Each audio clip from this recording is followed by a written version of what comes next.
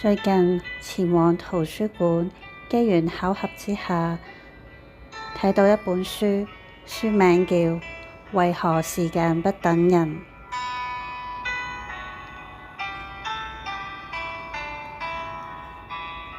現在分享下集嘅讀書報告。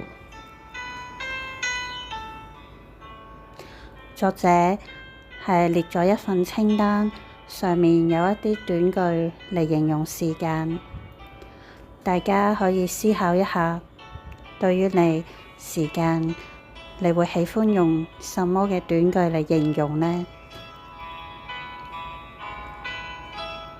飛馳嘅馬術師，高速行駛嘅火車，飛翔嘅鳥，飛行嘅太空船，奔流嘅瀑布，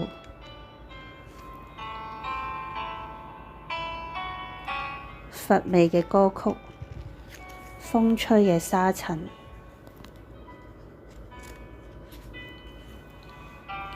一串珠子，萌芽嘅葉子，廣闊嘅天空，平靜無波嘅海洋，還是係飄過嘅雲彩。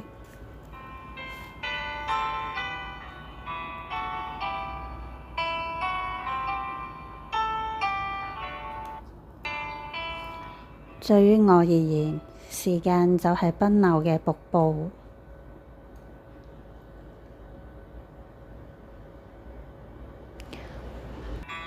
研究結果顯示，最多人喜歡選擇係飛馳嘅馬術師，最不具代表性嘅就係平靜無波嘅海洋。統計數據顯出，年長嘅人通常認為速度快嘅暗語係更加能夠代表佢哋嘅經驗。年輕人通常都係偏好靜態嘅暗語。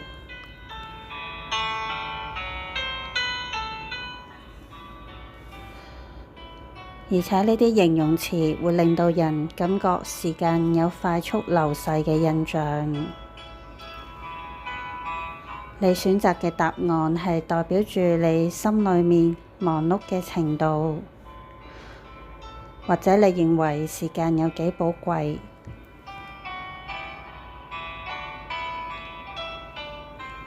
因為年長嘅人更加接近死亡，時間感覺不多，或者咁樣，年長嘅人會認為時間速度過得更加快。那麼，為什麼我哋會亦覺得時間隨住年齡增長而加快速度呢？部分研究員顯示，其實只不過係一個心理因素。我哋之所以覺得時間隨着年紀變大而加快速度，係因為人云亦云。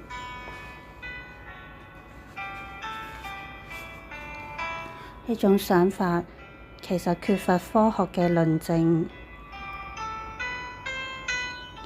時間會隨着年紀增長而飛逝嘅老生常談。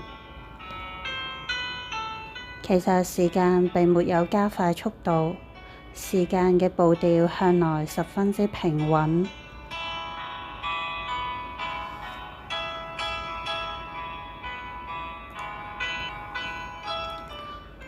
如果要問我一條問題，我是不是充分運用咗自己嘅時間呢？現在冇辦法充分咁解答。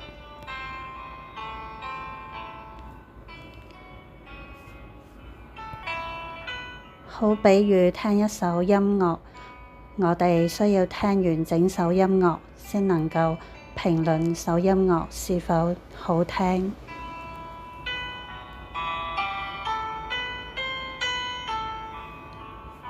對於時間，亦都係我哋要等到人生嘅時間完結，就能夠解答我是不是充分運用咗自己嘅時間呢？人嘅存在要等到結束後才能充分衡量。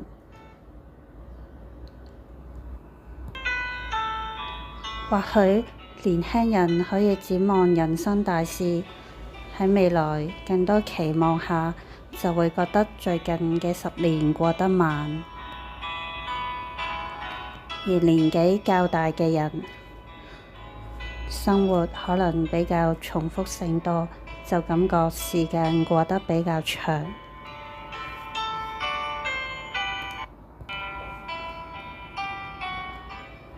年紀越大，感覺到時間流逝得更快。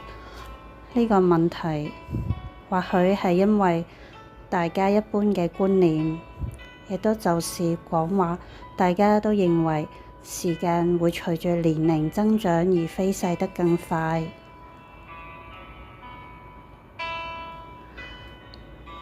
作者認為係因為自己嘅看法或者受到時間觀念嘅影響。其實時間並未有因為年齡增長而過得更快。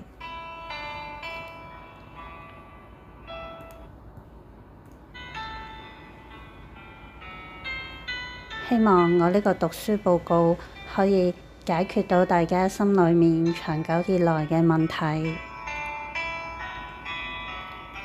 喺深夜裏面，我就閱讀呢一本書，係非常之大量嘅資料，雜亂無章，然後將佢淺顯易懂、簡明扼要咁做一個錄音俾大家聽。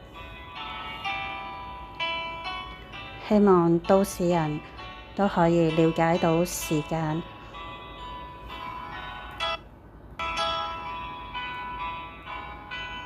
希望大家可以了解到時間嘅內容同特性。自己唔知一直喺度尋找緊啲乜嘢，或者我哋人永遠都唔會有咁多嘅時間，亦都唔清楚自己何時會死。希望每個人都可以好好運用自己嘅時間。因為我哋永遠唔會有好多嘅時間，或者只係追求一種心靈嘅滿足。透過閱讀、理解，我哋大家一起成長。好多謝大家收聽，拜拜。